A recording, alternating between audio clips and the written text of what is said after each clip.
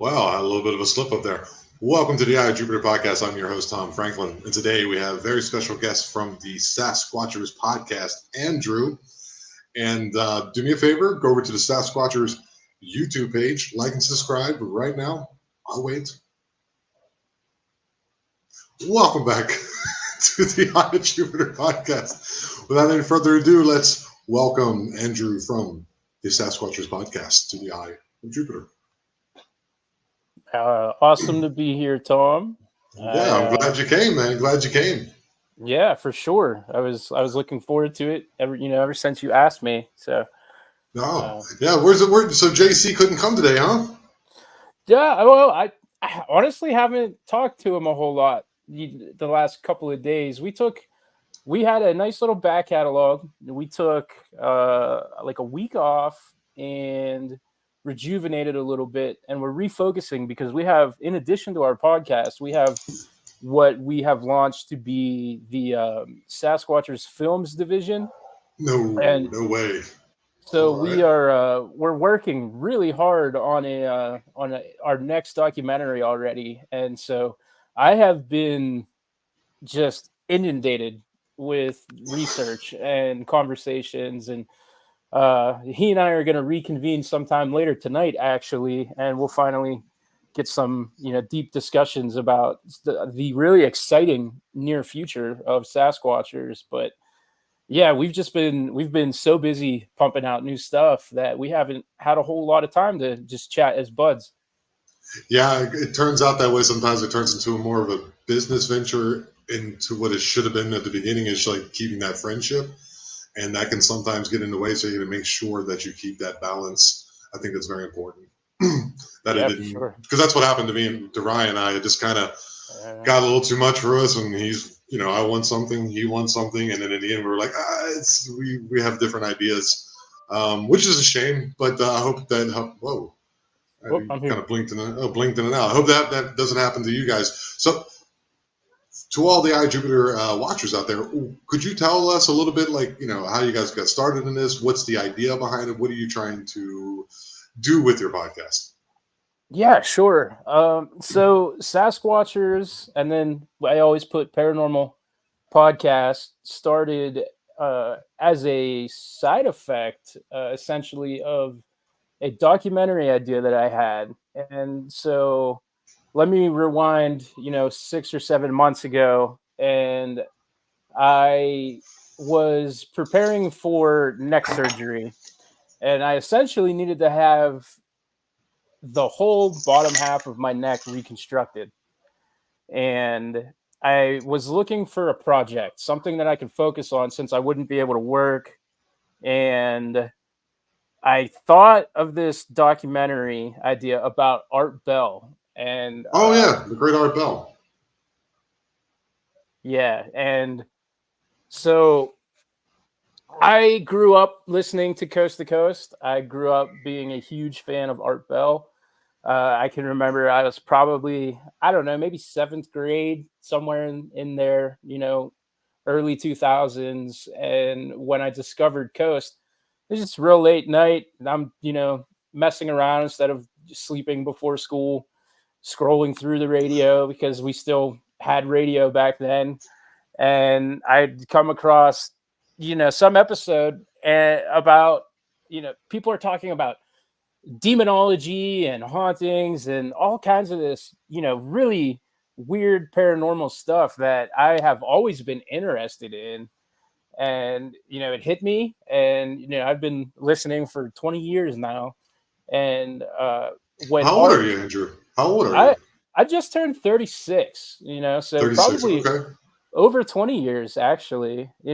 Those questions, always, when you realize how old you actually are, kind of like they're, It really stinks when you start having memories that are 30 years old. You're like, wait a sec, how could I have memories that are 3 decades old? That's yeah. ridiculous. Or like, wait, that song cannot be 13 years old because but then wow, like time just really, Just but like, goes, yeah.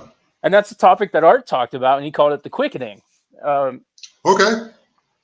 and he has like a whole book on it and everything. But around 2015, he started this show, Midnight in the Desert. It was after he had his break from Coast and came back to America, and that went about 6 months or so. It lasted a little longer than Dark Matter did. Art was he's one of those guys that he was the best to ever do it, but at times, as a listener and as a fan, it would get frustrating because it seemed like he would get frustrated and walk away from things if he didn't have it exactly the way that he wanted it. And as a perfectionist, I can kind of see that. So, this was his third show in his career, as far as the paranormal goes. And he launched, there was a website called Dark Matter Digital News Network. And I can't remember how old I was at that point, but I started to submit some articles and some of my stuff got picked up. So, No uh, kidding. Oh, yeah, I did an article about how America should be weary of our dependence on China and that it was going to lead to, Chinese overrun of kind of our American resources and stuff. And that one what ended up being like front page news. And what? so I can say that as a fan, I was able to, write and be published on the news site that was sponsored by Art, and that was a really cool thing. But right after that, he ended up leaving the show, and then Heather Wade took over, and he lasted for a little while, and then there's all kinds of infighting, and there's something that is intriguing that you learn when you start operating in this business is how much like crazy infighting and like backstabbing actually exists in the paranormal world. And being such a small niche where everybody is involved, I guess it kind of makes sense that we're stepping on each other's toes. But Well, I think a lot of people are doing it for the wrong reasons. You understand what yeah, I mean? yeah, You know what I mean? Like it's some type of level of fame because it's starting to become popular, and right, people see it as a kind of like a celebrity thing instead of actually looking for the reason why these things are happening to people. It becomes more of like a look at me. So ego gets involved, which is yeah, pretty much every type of art or it's not art, but any type of things that start to blow up. There's always someone dressed up in a Crocodile Dundee hat, or there's somebody out there yeah, doing some craziness, and you're just like, what is this? And if you always try to focus on what the reason is to begin with. Now, if you, my feelings on this, I'm not speaking for you, dude. If you happen to get successful doing it, then by all means, there's nothing wrong with that because you're putting a lot of time into it and an effort, and I don't see the big deal in that. But if you're doing it by putting down others, it seems to be very odd, and I don't understand that, especially if we're trying to get to some type of understanding of what's going on out there. that's the most important thing, right? We do what we Right. do not so that we can get the next cool TV deal or the next, deal for the dying medium of radio programs. I mean, let's be honest, we do what we do because we love it, but the world needs another paranormal podcast. Like, I need a bullet in my head, like there are just so many of them. So it's a labor of love. To do this is really a Yes. labor of love, and uh, ego, I think like the you ones that, mentioned. yeah, they're just ones that rise to the top, though, are the ones that are, you know what I mean? Because, I mean, not everyone's meant for this medium, let's be honest. Not everyone, who is 7 foot tall can play basketball either, you know what I mean? So it's like, it's a labor of love, and at the same time, you learn how to do it. It's a learning process, and every time you do one of these, it gets a little better. As you probably, I released the first one, like, I think on Sunday. Well, this one will be in the future 5 weeks. So the 25th of February of last month, I think is when it'll be. And you can see that I was very nervous, but luckily, I had someone that I know well. And doing it as a one-man thing, it's a little bit different. And I don't know if I'll be good at this, but it's not what I'm into it for. I just really like talking to interesting people, and I want to get to other aspects of it that I think we're missing in the former show. And yeah, so I'm sorry, I kind of cut you off the infighting. No, Like, yeah, yeah. it's ridiculous, man. I agree. Yeah, and so that kind of always existed, even before everybody was trying to be the next Zach Baggins on Travel Channel. With conventions, people are competing with each other to sell books at conventions, or you want the most amount of people to come to your table to buy your items or take pictures or whatever. So, it's an extremely cutthroat thing, and I think people lose sight of the fact that we're looking for answers, and we are taking time away from family to set up your podcast and research your Yes. topics, and you miss out on a lot of day-to-day stuff to dedicate yourself to this. Yeah, So like right now, I'm going to be missing my girlfriend's mother's birthday. It's today. uh, And she's oh like, "Are you wow. going to go?" I was like, "I have a podcast," and I was laying block all day, mixing concrete. I don't want to. I'm super sorry. Say hello to her, give her a hug for me, but it ain't going to happen. But also, dude, in everything that I've been involved in when it comes to like I'm a comedian too, and in that world, it's cutthroat. I mean, the worst of the worst. Like, there's certain clubs that won't allow you to say certain things. There's certain comedians who run shows that won't allow you to do certain things. Who look down upon you, who talk behind your back. Same thing with music. Oh, your band sucks, and it's in everything that humans do. There seems to be like this, ape type of, like, thumbless, let's go and beat everybody up, the crabs in a bucket mentality. And I never felt that from you guys. I've watched a few of your shows. I've always felt like when I watch your shows, it feels very inviting. It seems very, like, inquisitive and funny, because JC is hilarious. So that, Well, that to cut through, like, some of the, that's what I always did in my show, is that I was yeah. the one who cut through, like, because we need that too, because sometimes with these people, what they're experiencing out there, you need, I believe that you need some type of humility in it, and it helps, so Yeah, and the ability to check your ego is, it's not just something that's helpful in podcasting or doing stand up or whatever. It's something as humanity that we really have to, in order to move forward. I think it's important that everyone starts to try to adopt to habituate themselves a little better to the idea yeah, that you don't have all the answers. You just don't. Just know that you don't. I think the older you get, excuse me, the tea's making me a little hiccup. The more you, I think the older you get, the more you realize that you don't know nothing, and right. that's a good place to start from every time. Even if you're well versed in something, and you'll see somebody say something that that is incorrect, you just kind of let them talk, and you'll maybe learn something anyway. Yeah, that's important to me, especially like when you come onto SasqWatchers. Like, there's a dynamic that sometimes I'll let the guests talk uninterrupted for 30 minutes if they want. And it's not that I'm not, inquisitive or questioning. I'm actually sitting there, I can't wait to ask a certain question, but they'll say something and they'll have another point. And with SasqWatchers, the guest is the star of the show. So, Yes, that's true.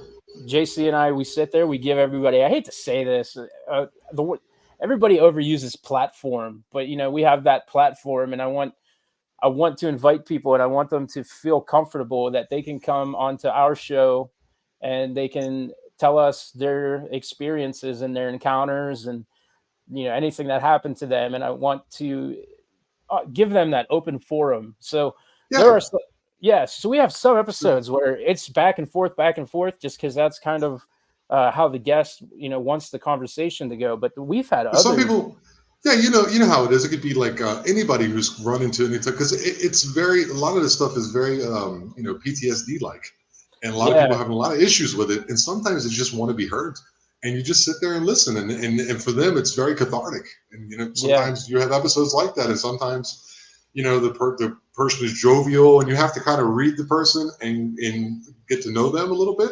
And then sometimes those are, the best ones are the ones where you just listen, and sometimes the best ones are where you have this great interaction. So that's awesome, dude. yeah. So I guess to the original question about Yeah, how did you guys start? the genesis. So I have this Art Bell documentary planned out, and I start reaching out to people, and I actually talked to a few of his children, and they give us a blessing, but really don't want to be involved with it, and I have to respect that, and I don't push any farther. So after those conversations, that led me to reach out to Premier Audio. Premier Audio owns all of Art Bell's old catalogs, and they gave me a phone number that said call me, and I was like, oh man, that to me sounds promising. So I call, and yeah, the producer answers the phone, and he says, well, this isn't what you're gonna want to hear, but Premier Audio just, they don't license anything to anybody. It doesn't matter what number figure you have in mind as far as paying for rights. They just don't do it. And you know, I, I apologize for that. And if there's ever anything else in the future, you have my number. Well, And I mean, at least they're nice about it.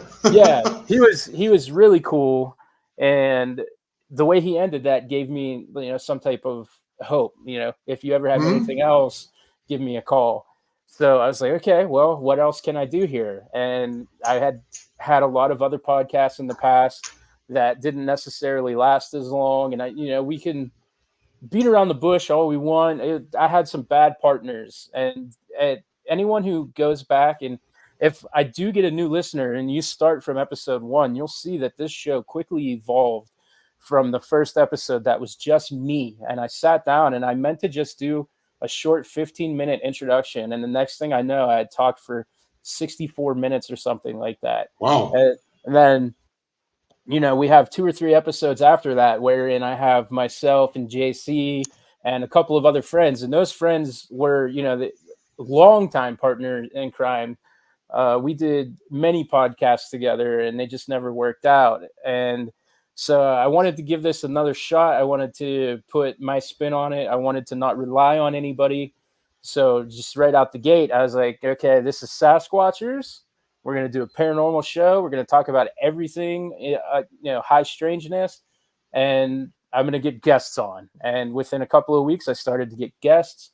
Preston Dennett, who is a longtime Art Bell interviewee, and then somebody that Hmm. I know specifically from those shows came on. He was my second guest, and at that point, I was like, I have something. I don't know what we have yet, but I I can have tell you what you something. definitely have. I can tell you what you have. At least one thing that I know about you for certain is that if you want something, you go get it. That's for sure. You're like, oh, I wrote. I can't remember the names you dropped to me, and we're not going to drop names. But you're like, I wrote so and so and such and such person about so and so and such and such. I'm Oh like, yeah, yeah, really, dude? Really? yeah. Like, yeah. JC is just kind of like laying in the cut, like, all right, dog. But like, Andrew is the. I don't know much about you guys, as but that's why you're here. But I know for a fact that you are a go-getter, and Uh, that's uh, amazing. a lot of people have been telling me that, so I have to start believing that it's true. I am certainly ambitious, and I have this almost. I mean, I'm annoyed by how I don't want to say driven, but focused. Like if I pick something that I am focused on, that's all I see. That's all I can think of. Really? And so, yeah, I'm just so weirdly focused on like, I'm an all or nothing personality.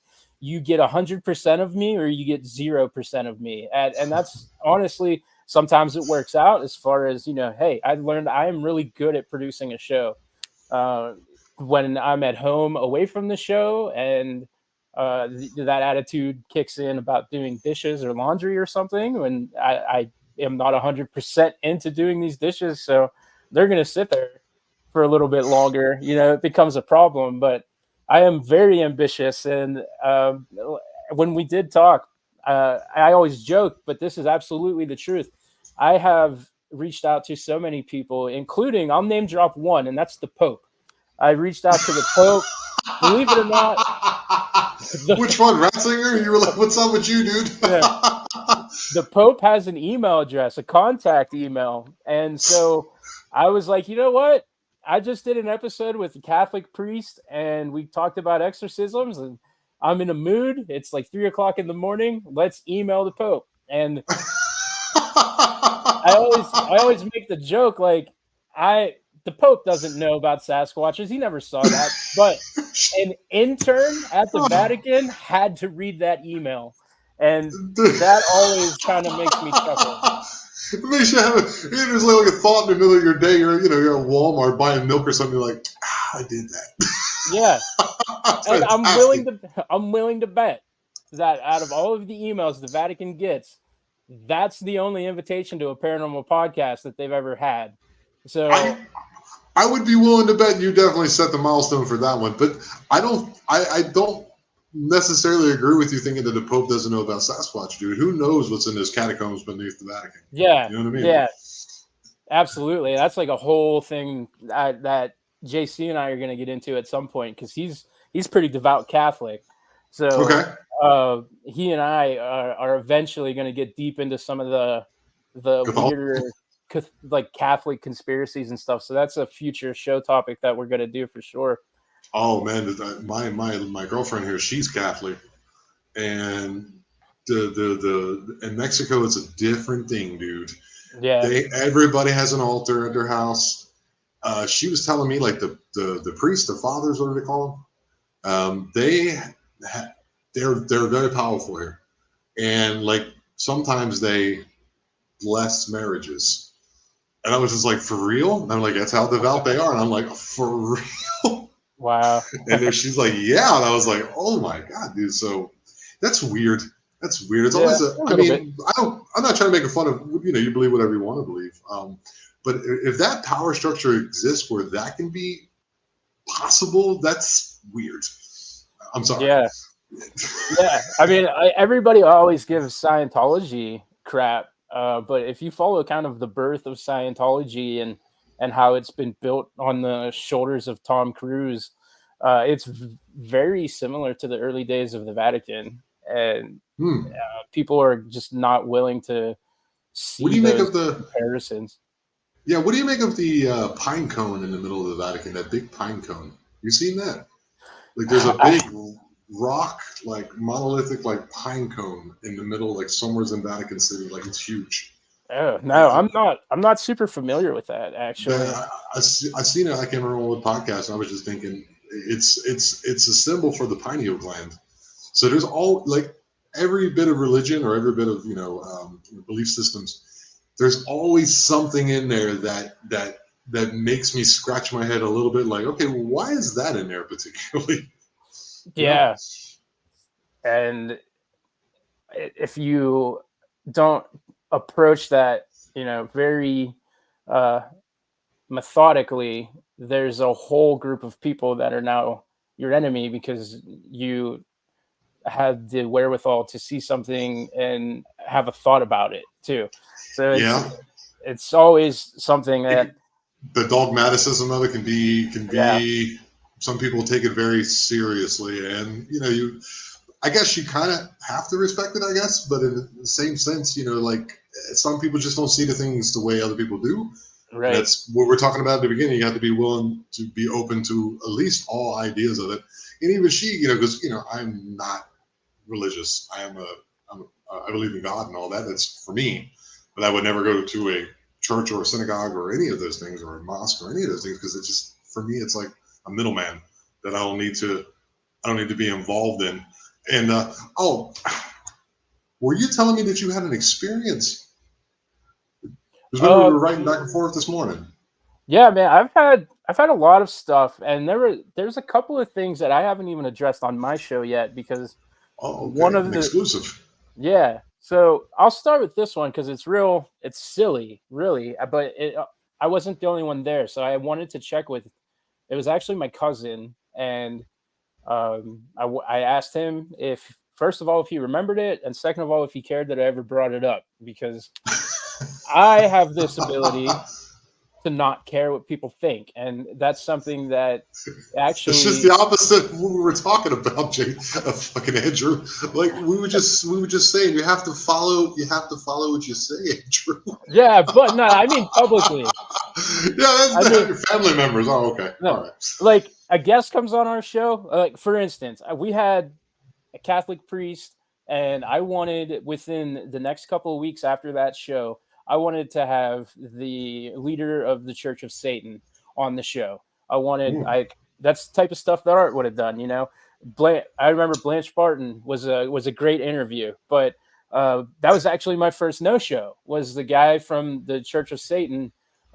He forgot and you know, I moved on. I forgave him. I told him that I'd love to have him back on, but one of the things we talked about is how hyper driven I am. So my show's booked until May. So Yeah. I can't even consider bringing people that we've missed back until, you know, several months from this conversation. And so I absolutely guess I care about opinions as far as like what we're talking about topically, but the thing that plagues a lot of victims or witnesses doesn't apply to me, and that public opinion of me, I couldn't care less about it. So I'm cool with everyone side eyeing me and being like, "Oh, that's the guy that thinks he saw a UFO and alien this and Sasquatch that." A lot of people can't really handle that heat. So I wanted to double check with my cousin to make sure he could handle that heat, and he said that it's cool. So I'm gonna Okay. never talked about this before, and it's one of those things that everybody's gonna side eye because I don't even have like a paranormal explanation for it. But Okay. I uh, promise you I won't, JC. I promise. Keep calling me JC. I promise you, Andrew, I will not. okay. So this was, you know, many years ago. I was, you know, a teenager, and I was at my grandfather's house, and it was Thanksgiving, and so that we were all there for this Thanksgiving feast, and that my grandma from my other side, because I wasn't old enough to drive yet, was going to come pick me up and then take me over to that side, and I was going to finish out the night over there. And so my cousin and I were standing outside of my grandfather's house. It's night. Uh, you know, everybody's watching the football game, and he and I we go outside and we hacky sack just because we were like weird nerdy kids that like we loved hacky sack like to a weird extent. We've like once broke out like well not broke out but snuck out of the house at like 2 o'clock in the morning. We went outside the window, like we turned it into like this whole thing, like we were, you know, going to like some awesome 80s style party from like Revenge of the Nerds or something, and we just went out to hacky sack. But we're outside, we're hacking, and then all of a sudden you hear circus music playing. And that's the only way that I can describe it is think of the most stereotypical circus music that you can think of. And that's what this sounded like. And we both kind of stop and our eyebrows go up, and we like looked at each other immediately just to like almost instinctively be like, are you hearing what I'm hearing? And we Right. both had that moment of acknowledgement. So we're like, where's that coming from? Now, some backstory here. The place where my grandfather lived, it was named after my family because only my family lived there. It's a whole hollow that's just named after my family because it was family members. Oh wow. So across the street's one of our cousins' houses. And so because we're all related, we had no problem walking over to the only house that was close enough to present any type of this music. And we walk over and we stand next to his house and we're like, creeping, looking through the windows and stuff, and there's nothing going on. And the music kind of changes, it shifts. It's for sure coming from the woods behind the house. And we turn around and we Behind your go up. cousin's house? Behind your cousin's house? No, behind my grandfather's house. So Oh it's wow, almost okay. like we were drawn to look in this one area that it sounded like it was coming from, and once we were there, it shifted back over Oh, it to moved. Okay. yeah, yeah. So we go up into these tree lines, and this is pretty. It's pretty forested. You know, it's this hollow, lots of trees and woodland areas. You know, my grandfather owned a good bit of land, but a lot of it was like This is in Appalachia? yeah, pretty much. Okay. I'm closer to that now, I think, as far as actually being in the Appalachian Mountains than where I grew up. But Okay. yeah, it's all in that like corner of Pennsylvania, Virginia kind of area. Okay. Yeah. And so we go up to these trees and we for a minute are like, okay, we're gonna walk in here and we're gonna figure this out. What kind of like killer clowns from outer space stuff is happening? And you know, no sooner than we have that thought, my ride shows up, and he goes back in the house, and I jump in the car, and we just go, you know, about the rest of our night. And I have literally no explanation for this, this like ghost style, like circus music on Thanksgiving, no less. Like, and when I think about it, like you hear of, you know, like a Wendigo or something, and they Okay. often will try to, you know, mimic voices or noises to get you to follow them into the woods where you know they'll grab you and then consume you. And I have wondered if possibly it was some type of, you know, maybe not a Wendigo, but something Maybe not a quite, witch or something. yeah, something not quite human that was trying to lure us, but because it wasn't so human, it didn't quite have an understanding of how absurd it was presenting itself to Okay. us.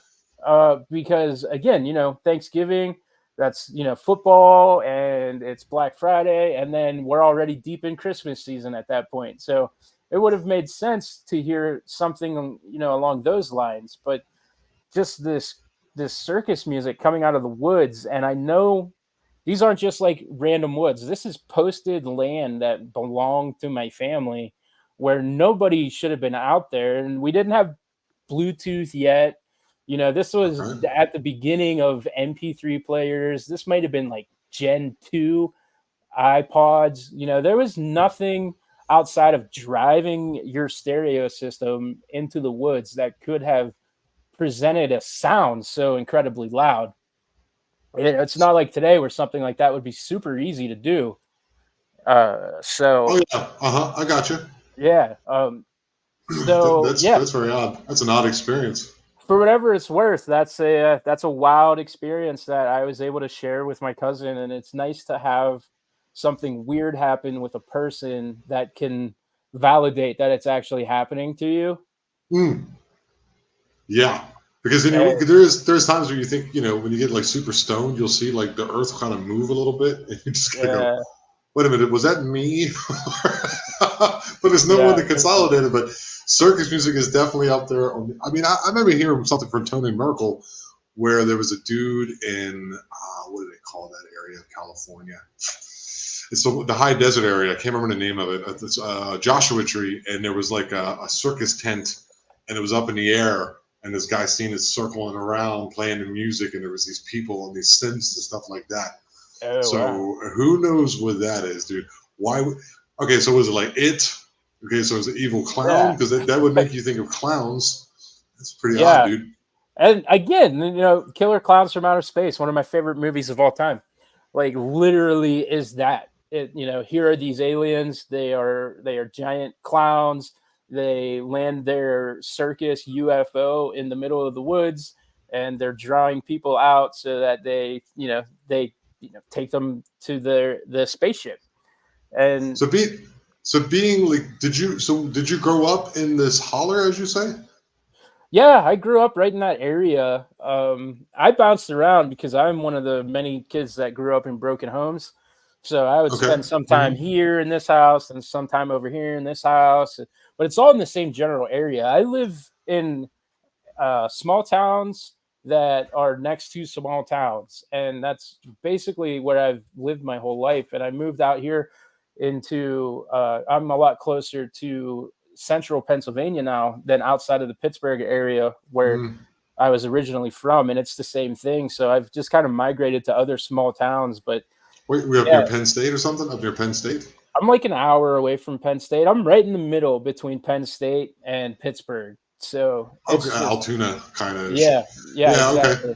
Man, I Yeah. lived in, I don't know if you've ever, it's such a small town. I lived in a place called Mapleton, Pennsylvania for a year in the 90s near Huntington. Ever heard of Okay. that? I know That's really Huntington. small. That is really small. I mean, I think it's about 8 miles away from Huntington. And I remember when I was a kid, I was 92, 93. I can't remember exactly. We were, um, with these people, we were collecting firewood. So you would cut the tree down, it would fall down on the hill. We would then cut it up in pieces and slide it down the snow into the bottom, put it in the back of the truck. And it was me, my father, and like two of his friends, and like three of their children amongst, and we were all like together. And I remember we heard a scream in the woods. Like this is out near like the hunting lands Okay. of Huntington County, and these people were born and raised there, like backwoods people their whole life, and they all looked at each other like, "What the hell is that?" Because they've heard mountain lions, they've heard bears, they've Yeah. heard foxes scream, and I heard it, and I don't know what it was. That was the experience I had out there too, and so the kids were like, "Well, they're like 12, 13, like my age." And they're like, "Well, we're gonna go see what it is." And as they moved, you can hear the screaming getting further and further away until it disappeared. So That is there's some on wild stuff point. out there. Yeah. There's some wild stuff out there. Yeah, There's animals. There's like animals in the woods of Pennsylvania.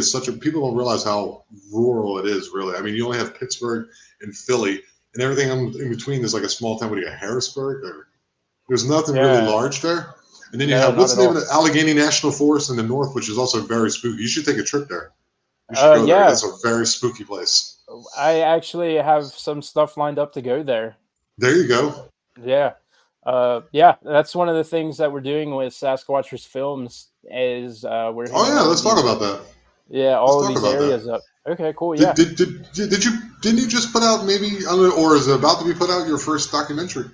We put out one a couple of weeks ago. It Oh, okay. was yeah, it's called the Curse of Kirtland, Ohio, the Melonheads, and sort of the All right. genesis of that is my partner for the show, JC. We grew up in the same area here in Pennsylvania, but as an adult, he kind of migrated over to Ohio. And when he was a teenager, he was really into this. I don't want to call it the story of the Melonheads, but kind of the myth that's built up about the Melonheads. And we were doing a show one night, and he realized that he's like 15 minutes away from Kirtland, Ohio. Oh wow. So we're like, okay, why aren't we doing something with this? And a couple of weeks later, he reaches out and he says, "Hey man, I got something cool planned for the channel. It's going to be just a couple of minutes, but this is the plan. I'm going to go out and I'm going to check out all these areas and make a short video." And I was like, "That's awesome, but let me throw this out at you. What if I drive to Ohio and we actually do like a full-on actual documentary about this?" And he's like, "Great." So January comes. We're the only people stupid enough to try to do something like this in the middle of winter. Everybody else, they kind of retire and they stay warm till the snow goes away. But we went Yeah. out, and so in between the two biggest snowstorms of the season that to hit the Northeast here, I got pounded. I had 2 feet of snow I was driving away from to go to Ohio. Uh, and then I drive to Ohio. We film nonstop. The next day, I have to leave Ohio to come back home because I'm going to get stuck there with this next snowstorm if I don't keep my timing. If I don't keep Right. my timing, like, uh, yeah, exactly They the don't way keep that moving. I got you. Yeah. So my son just like walked by. It distracted me. No worries. Hi, Yeah. son. So yeah, I'm being chased by this snow on both ways. So we get there and we do an investigation. Now, for anybody who doesn't know, the Melonheads, I'll give you a kind of brief historical background. Is that there was a doctor? His name is Doctor Crow, and that sounds Ooh, very made up, very made up in science ooh. fictiony. Oh, Brandon Lee. His name is yeah, exactly. But his name is Doctor Etienne Crow, and he is said to have been doing these experiments on these orphan children, and this is right around the World War II era of the United States. And so he has these orphans, he does these experiments, and it causes them to be deformed, and they develop uh, very bulbous heads, but their bodies are like kind of small, weak, and frail. So what you're basically getting with a melon head is a humanoid, former human that's Okay. then almost been mutated based on experiments to almost be like a human bobblehead. Kind of think of it like that. How big That's are they? How large are they? they're said to be pretty small. So like I don't want to say like dwarfs, but they like they stopped growing almost as a result of these experiments as well. It like screwed up their biology. Okay. And so he moves these experiments to a secret location in Kirtland, Ohio. And this is a cabin that he owns, and it's in Lake County. And the story goes that eventually that these orphans stood up for themselves, they fought back, they kill him, and they burn the place down, and then they flee into the forest.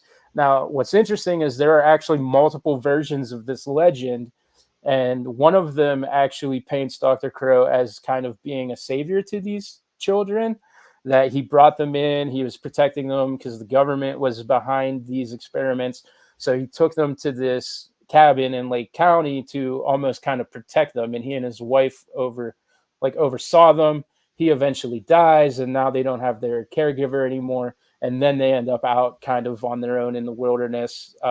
Local kids hear about this, so they go and they burn the cabin down. And so there's a couple of different versions of this myth. And so we went out, and the first thing that we wanted to do is we wanted to kind of prove the existence of this doctor, because even if you check right now the Wikipedia page and you really get into this myth, most people question if Dr. Crow even existed ever. Like a lot of people think that this is just a completely made up thing, because Kirtland, Ohio, by the way, is very rich with its own like crazy history.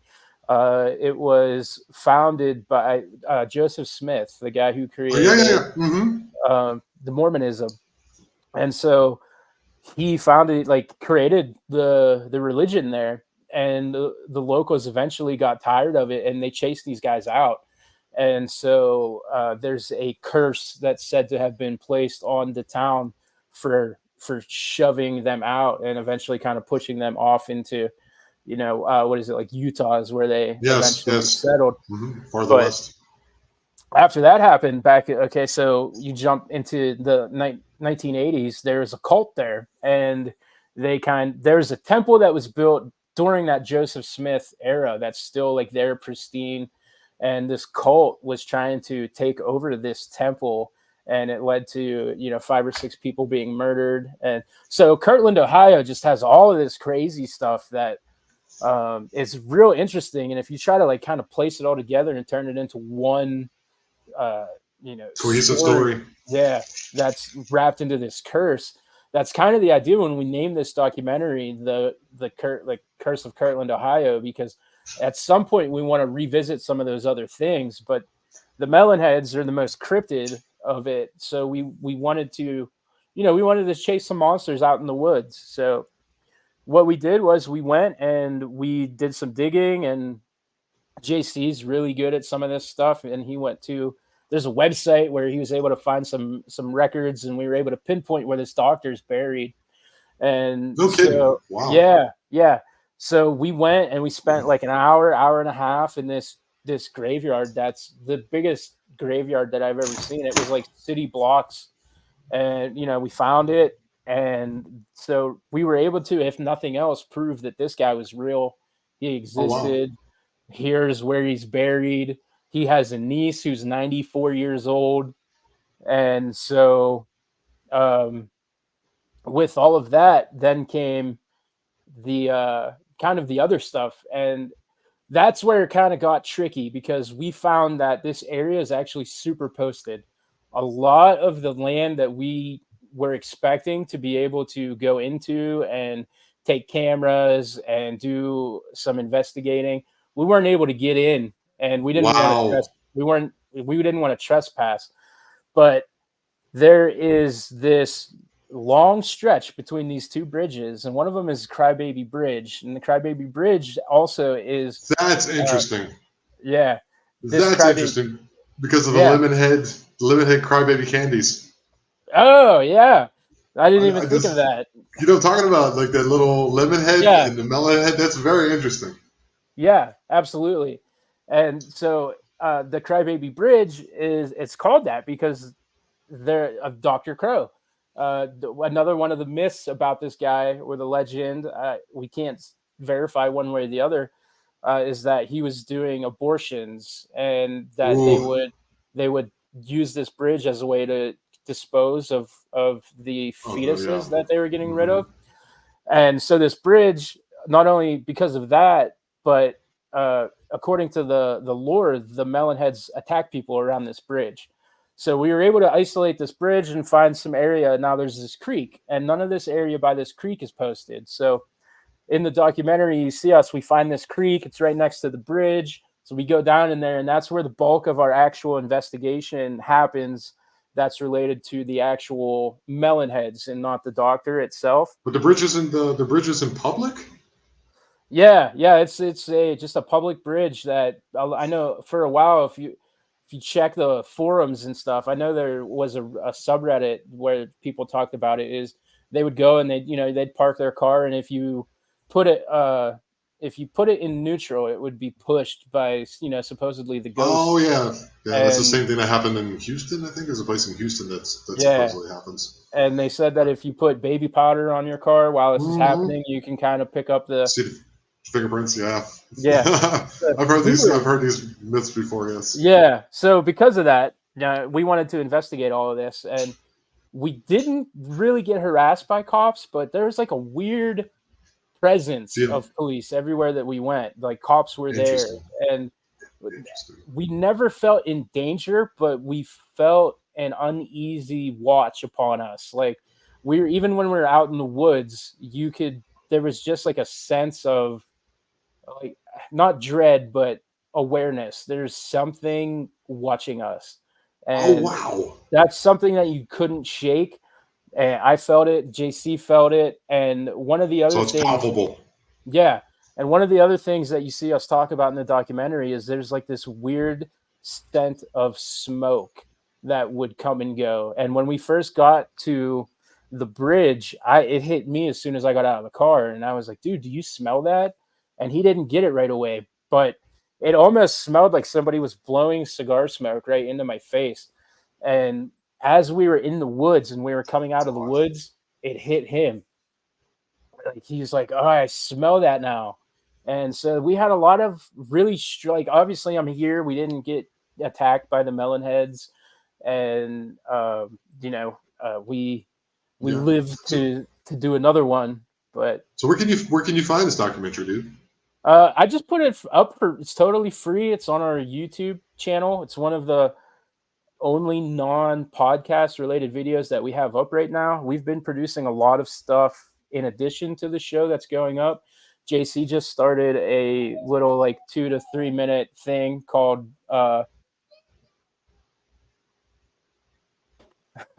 it's called it's about folklore, and it's completely JC's thing. And uh the Melonhead documentary, it's up there. Anybody can watch it. I've been posting the link for a couple of weeks now. And How's it doing? How's it doing? I mean, it's doing well enough. We are kind of a sleeper channel as far as I'm concerned. Yes, I Um, agree. I agree. there's we're still growing, and it's not like we have like bad numbers or anything, but we're certainly not like Logan Paul. We're not putting up millions or even Logan Paul. thousands thousands What a of views. reference.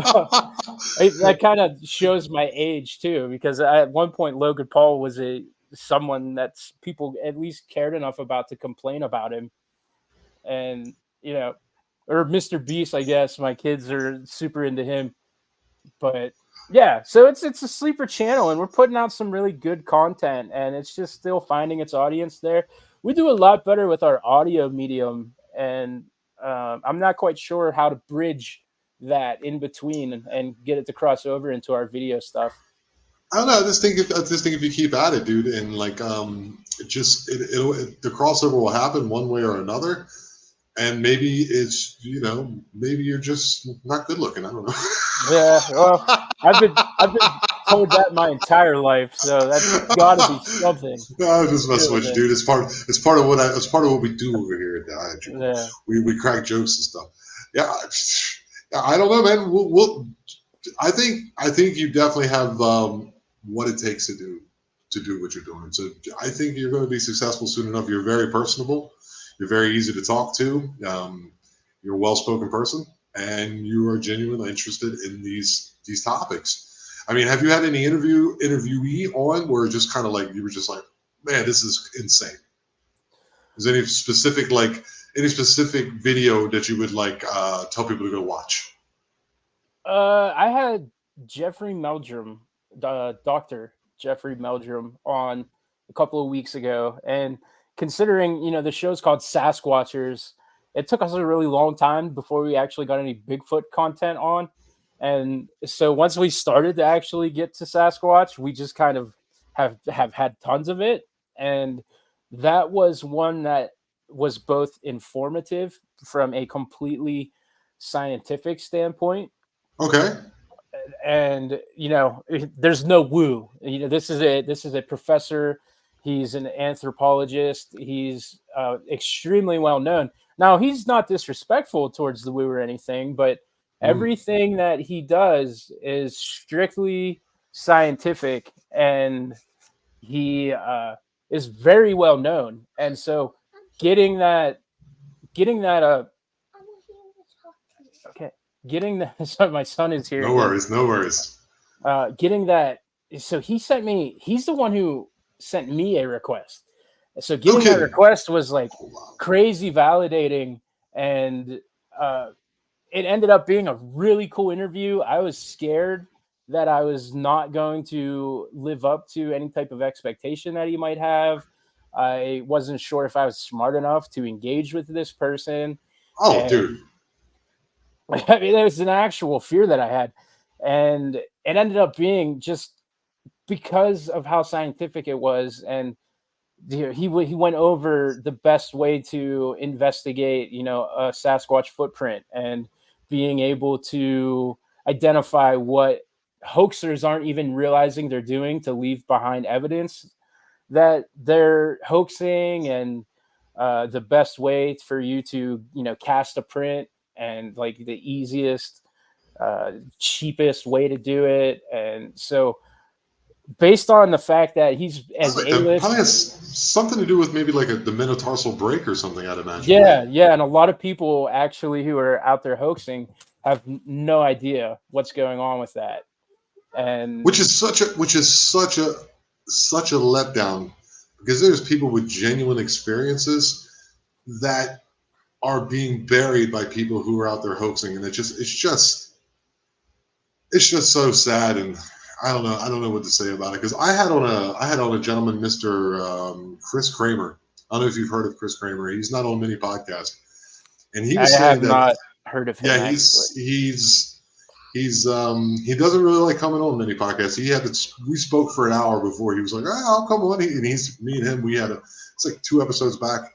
He was great, and he was talking about a friend of his who was very scientific and all that in this whole Bigfoot thing. And then he started going out with him and other guys, and They went into these the forest areas of Arizona, and now he's like full blown religious and prays every night. And because they ran into some real stuff out there, they had like mind speak, but with Okay.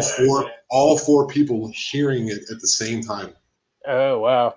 and like being able to that one was we're definitely going to have Chris back on. Chris, if you're watching, you're definitely coming back on. We have much more topics to get into. This is, I think you're episode 6, 7. I'm not quite sure. I have to look back at my notes. But so far, that was, and the dude who with alien artifacts in Mexico. That one was a cool one. I got some cool guys coming up too. So that's so cool because I remember Ryan and I, we had a guy on who was very scientific, and then I think woo was such a negative connotation, but it's basically this Sasquatch, Bigfoot phenomenon kind of connected together with the paranormal. And some people just don't want to hear that, and for whatever reason, because I guess their experience doesn't let on to that. But I truly believe there's people who have the experience where it's just the other one. So these entities are either being seen, or there's many different types of, or they're being presented to these people in the way in which they will understand it. Who knows what it is? But yeah, I mean, why not go through it at a scientific approach as well as a quote unquote woo approach? Who knows? Let's keep going, and eventually, I think this is going to become as mainstream as the whole UAE UFO phenomenon that the government is kind of throwing out there, which I'm having issues with. Yeah, that's a whole nother hour of conversation that we could absolutely Yes. get into on that. But with the woo, man, we had so many woo episodes that it was nice to have that scientific break from it. And really, my opinion on it is that one way or the other, embrace it. And if that's something that people are using as a term to put you down, turn it Yeah. into a term of endearment. I created these There you shirts. go. I designed these shirts that are Sasquatch as Ric Flair, and it has woo up above him. And I did 3 different versions of them, and everybody loves the design. And that's kind That's of what fantastic. that's kind of the SasQuatchers approach. Is we are one way or the other. We're gonna woo, We're and here and we're weird. Get used to we'll it, you know? be as styling and profiling and wheel dealing as we can with it. Yeah, man. Well, Andrew, thank you so very much for coming on. I know it always seems like when I speak with you, that all the time always just flies by. One more Yeah. time for the listeners of the Eye of Jupiter, or the watchers or the viewers of the Eye of Jupiter. I think I'm going to start calling them the watchers, because that's what we do. One more time, could you please tell us where we can find you, and what we can look forward to in the future from your channel? Yeah, absolutely. Thank you for having me on. It was fun. It's always fun to talk to you. It's been an honor. We are everywhere podcasts are available. Our main ones are obviously Spotify and Apple Podcasts and Google and Amazon and all that fun stuff. Our YouTube channel is SasqWatchers Pod, and that's where we're putting a lot of our early SasqWatchers film stuff. We're dipping our toes into a lot of stuff that we really can't even quite talk about just yet. There you go. And so those are the best ways to reach out to us. That we have a Facebook group as well, and I'm always open to any kind of discussion with any people who experience this stuff. So, do you have an email address that the people can contact you at? What you could do, I made the mistake of just attaching my real name to this. So my actual email is the best way to reach me, and that is theandrewchristy@yahoo.com. Yeah, the There you go. being THE. So you heard it out there, watchers. That's what I'm going to call you from now on. Go over there and give the guys some love. They're creating amazing content. We're going to definitely follow them, and we're going to see what's happened. So thank you very much, Andrew, for coming on. Thank you for having me. All right, buddy. I'll see you in a second. Hold right on. All right, so that was my buddy Chris over at the SasqWatchers. Go ahead and watch their. Excuse me, I changed it to the wrong format. Let's go to this format. Boom. It is a cool alien picture, though. Go over there and check him out in JC, and go over and follow their all their new adventures and their production company that I guess are going to get underway. And remember, we are the Eye of Jupiter. We are the Eye. Let's get that correct. And we are aware. Thanks for watching.